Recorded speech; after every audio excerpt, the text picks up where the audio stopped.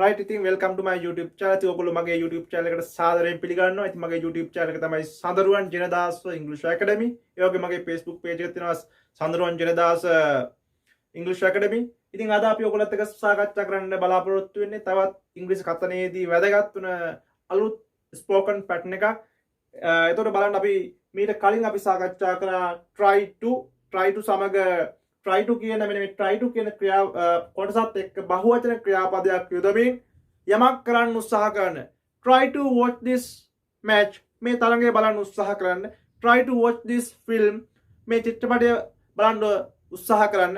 try to pass the exam විභාගය සමත් වෙන්න උත්සාහ කරන්න වගේ වාක්‍ය. නමුත් අපි මෙතනදී සාකච්ඡා කරන්නේ try to be මෙන්න මේ try to be කියන කොටසත් එක්ක අපි භාවිත කරනවා නාම පදයක් හෝ නාම විශේෂණයක්.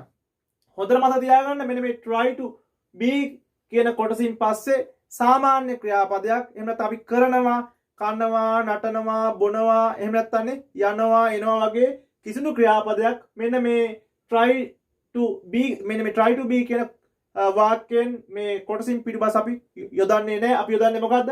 නාම පදයක් හෝ නාම විශේෂණයක්. එතකොට මේකේ තේරුම වෙන්න උත්සාහ කරන්න. නේ try කියලා කියන්නේ උත්සාහ කරනවා නම් to be වෙන්න. එහෙනම් වෙන්න උත්සාහ කරන්න. එතකොට මේ බලන්න try to be a good man. හොඳ මිනිසෙක් වෙන්න උත්සාහ කරන්න. try to be නේ a good man නාම පදයක්. try to be a good man. හොඳ මිනිසෙක් වෙන්න උත්සාහ කරන්න. try to be flexible නේ try to be a flexible leader. මෙතන එන්න ඕන නේ try to be නේ try to be a flexible leader නේ නම්‍යශීලී නායකයෙක් වෙන්න උත්සාහ කරන නේ a flexible leader නම්‍යශීලී නායකන try to be a flexible leader. try to be a selfish man තමන් ගැන විතරක් හිතන මිනිසෙක් වෙන්න උත්සාහ කරන්න නේ selfish තමන් ගැන විතරක් හිතන. try to be honest නාම විශේෂණයක් බලන්න honest අවංකයි එන අවංක වෙන්න උත්සාහ කරන්න. try to be cunning කපටි වෙන්න උත්සාහ කරන්න. try to be proud ආඩම්බරයි නේ ආඩම්බර වෙන්න උත්සාහ කරන්න. try to be positive නාම විශේෂණයක් ධනාත්මක වෙන්න උත්සාහ කරන්න. try to be negative ඍණාත්මක වෙන්න උත්සාහ කරන්න. try to be an actor නළුවෙක් වෙන්න උත්සාහ කරන්න. 10 වෙනි වාක්‍ය බලන්න try to be humble means නිහතමානී වෙන්න උත්සාහ කරන්න. try to be an honest man කරුණානේ උත්සාහ කරන්න අවංක පුද්ගලයෙක් අවංක මිනිසෙක් වෙන්න. try to be perfect පරිපූර්ණ වෙන්න උත්සාහ කරන්න perfect.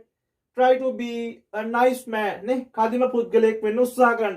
ඒ නිසා ඔයගොල්ලන්ට මෙන්න මේ try to be කියන කොටස යොදලා ඔයගොල්ලන්ට විශාල වශයෙන් වාක්‍ය කොට ගන්න පුළුවන්. try to be a good man, try to be a good citizen නේ try to be an engineer, try to be a doctor, try to be a lawyer, try to be polite නේ try to be a good man. මෙන්න මෙවැනි විවිධ ආකාරයේ වාක්‍ය කුල කොට ගන්න පුළුවන්. මේ try to be කියන කොටසත් තමක නාම පදයක් හෝ නාම විශේෂණයක් භාවිතා කරමින්. එහෙනම් අපි මේ සාකච්ඡා කරපු ස්පෝකන් pattern එක සම්බන්ධයෙන් ඔයගොල්ලන්ට ගැටලු ප්‍රශ්න තියෙනවා ඔයගොල්ලන්ට කමෙන්ට් කරන්න පුළුවන්. එහෙනම් අපි අලුත් ස්පෝකන් pattern එකකින් හම්බෙමු. Thank you very much for joining with me.